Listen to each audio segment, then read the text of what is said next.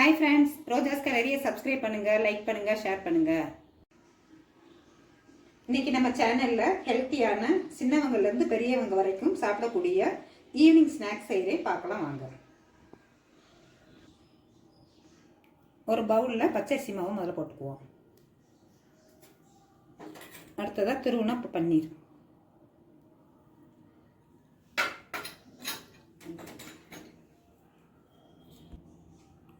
ஒரு ஸ்பூன் சோம்பு, ஒரு ஸ்பூன் ஜீரகம். முதல்ல சொல்ல நான் மறந்துட்டேன், அதனால கொஞ்சம் சேர்த்துக்கோங்க. உப்பு தேவையான அளவு, இந்த மிளகாத்தூள் மஞ்சத்தூள் எல்லாத்தையும் போட்டுக்குவோம்.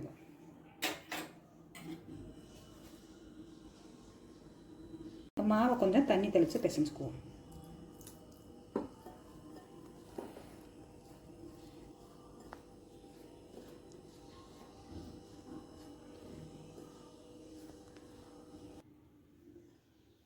இந்த மாவத்தை இந்த பதத்துக்கு பிசைஞ்சுக்கணும். ரொம்பவும் தண்ணியாகவும் இல்லாமல் ரொம்பவும் கெட்டியாகவும் இல்லாமல். இது அப்படியே இருக்கட்டும். வெங்காயம் தக்காளி இதெல்லாம் வதக்கி செஞ்சுக்கணும்.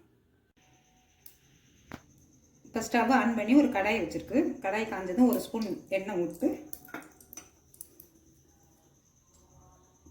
கொஞ்சோண்டு ஜீரகம், கருவேப்பிலை இருந்து இந்த வெங்காயத்தை போட்டு நல்லா வதக்கிக்குவோம்.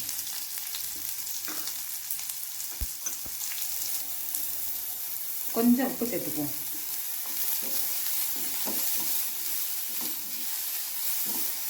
வெங்காயம் கொஞ்சம் நல்லா பொன்னிறமாகட்டும்.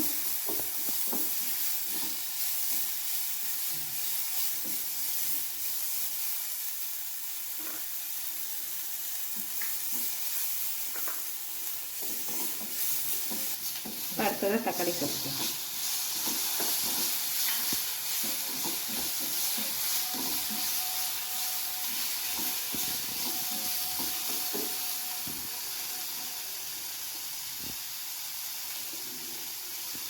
இஞ்சி பூண்டு பேஸ்ட்டையும் போட்டு வச்சுக்கோங்க.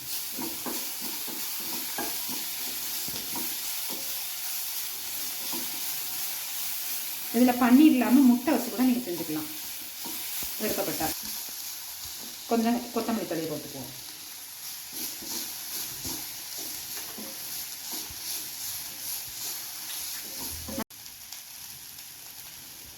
இப்போ நம்ம பச்சரிசி மாவு எடுத்து பிசைஞ்சிருக்கிறதுனால தான் அதில் பன்னீரை போட்டிருக்கோம்.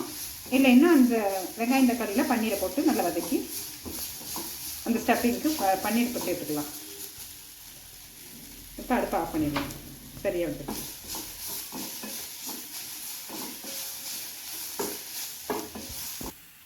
இதை தனியாக வதக்கியாச்சு. இதை தனியாக எடுத்து வச்சுக்குவோம்.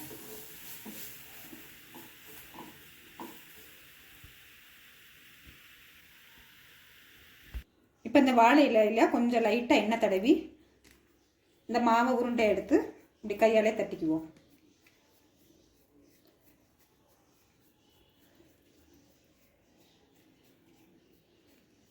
இந்த தட்டி வச்சிருக்க மாவில் இந்த ஸ்டஃபிங்கை வச்சுக்குவோம். இதில் ஒரு பன்னீர் கூட நீங்கள் சேர்த்துக்கலாம் வேணும்னா.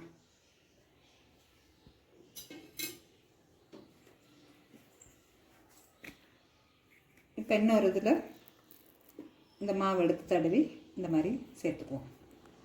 சேர்த்து லைட்டாக இதை மூடி விட்டுக்குவோம் லைட்டாக. அப்போ தான் நீட்டில் கொஞ்சம் வேகிறது. இப்போ இது ஒரு இலையை எடுத்து அப்படியே மூடி வச்சுக்குவோம்.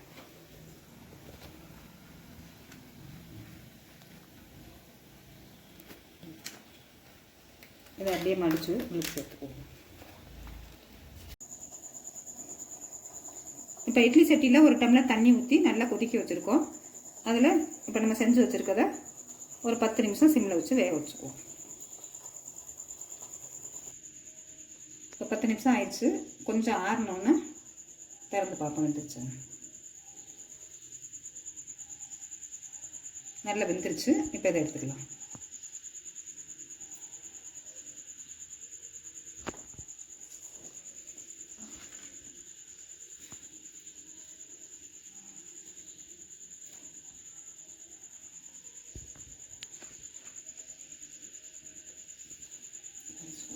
இப்போ அதை ஸ்லைஸ் பண்ணிக்கலாம்.